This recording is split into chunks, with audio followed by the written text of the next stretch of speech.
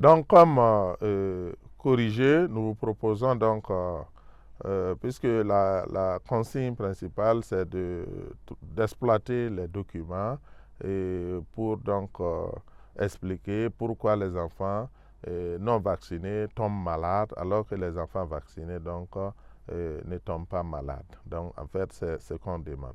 Donc, si nous comparons donc les courbes de documents 1, donc, qui montre l'évolution des taux d'anticorps d'un fœtus avant et après vaccination, nous pouvons constater ceci. Donc, chez le nouveau-né, le taux d'anticorps est maximal à la naissance et commence à baisser à partir de la naissance pour s'annuler aux environs du 7e mois. Ça, c'est chez le nouveau-né normal. Maintenant, on constate que chez le nouveau-né vacciné, on constate une production et croissance continue des anticorps au-delà du 10e mois. Donc, dès la naissance, on a vacciné. Parce que si on n'a pas vacciné, on a dit que le taux a baissé normalement au niveau du 7e mois. Mais si l'enfant est vacciné, on constate que le taux d'anticorps va augmenter de façon continue et même au-delà du 10e mois. Puisque dans notre graphique, on a une situation qui s'arrête autour du 12e mois maximum. Donc, au-delà du 10e mois, en tout cas, on constate qu'il y a une production continue et une augmentation continue donc, du taux d'anticorps chez l'enfant. Donc, on peut donc dire à partir de cela que la vaccination permet à l'organisme de l'enfant de se doter d'anticorps en quantité et dans la durée. Donc, le but de la vaccination, c'est ça, c'est doter l'organisme de l'enfant d'anticorps en quantité et dans la durée. Donc, avec le temps, pour que le taux d'anticorps ne baisse pas. Donc, ensuite, il y a une consigne suivante, la consigne suivante, donc, qui nous demande donc d'écrire l'évolution donc du taux d'anticorps de la période avant infection jusqu'au premier mois après la deuxième injection.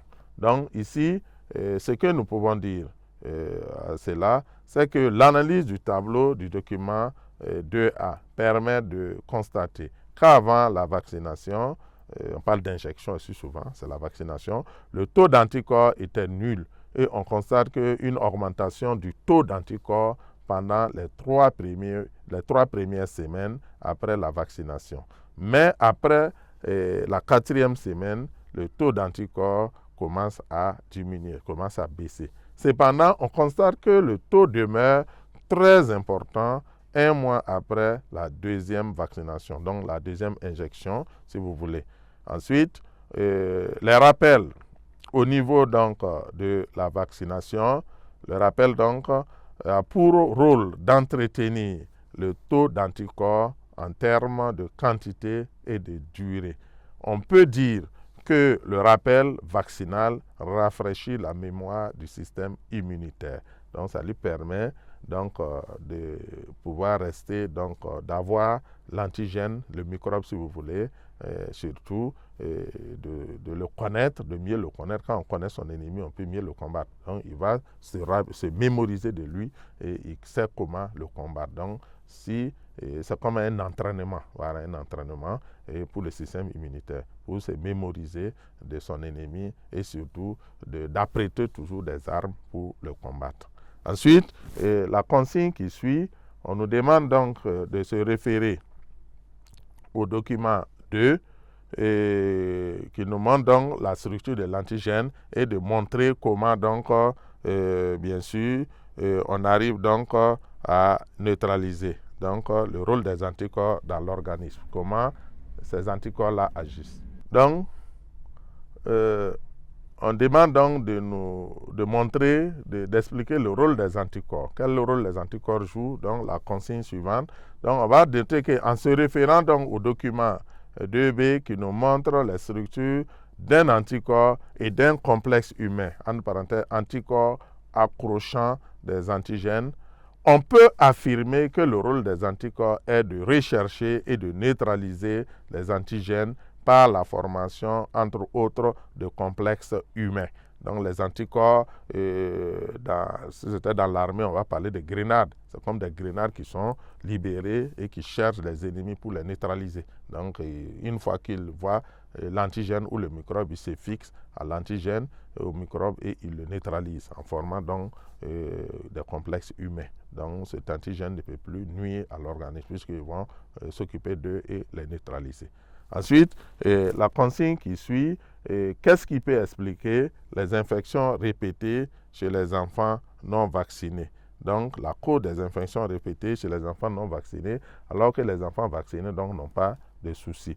Donc, à cela, on peut dire que les infections répétées chez les enfants non vaccinés, contrairement aux enfants vaccinés, donc, peuvent s'expliquer par l'absence d'anticorps chez les enfants non vaccinés. Contrairement aux enfants vaccinés, dans le système immunitaire, l'organisme possède des anticorps qui les protègent. Donc, l'organisme des enfants vaccinés possède un stock d'anticorps qui leur permet de se défendre, donc de se protéger contre les agresseurs, contre les antigènes et, si vous voulez, contre les microbes. Donc, c'est ce qui explique que les enfants non vaccinés tombent malades parce qu'ils n'ont pas assez d'anticorps, n'ont même souvent pas d'anticorps pour se protéger. Alors que les enfants vaccinés ont des stocks d'anticorps et qui leur permettent donc de se défendre contre un type bien précis d'antigènes, un type bien précis de microbes.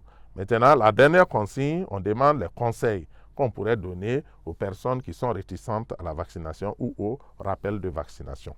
Et donc, le conseil qu'on pourrait donner aux parents réticents, donc aux parents qui refusent de vacciner leurs enfants ou de faire des rappels à leurs enfants. Donc, le conseil est le suivant, c'est qu'il faut que ces parents comprennent que le système immunitaire de l'enfant est fragile. Le système immunitaire de l'enfant est fragile et il a besoin d'être fortifié à travers des vaccinations. Et les rappels vaccinaux, aussi fortifient le système immunitaire. C'est comme un enfant qui n'est jamais confronté à des difficultés, il ne peut pas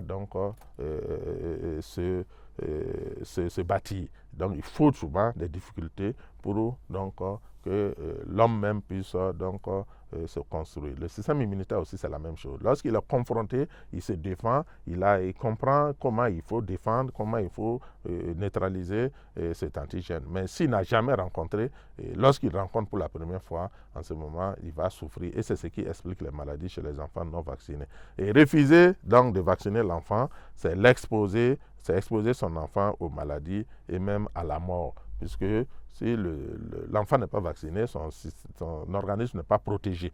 Et ça expose son organisme aux infections. Et les infections répétées peuvent donc conduire à la mort. Donc il faut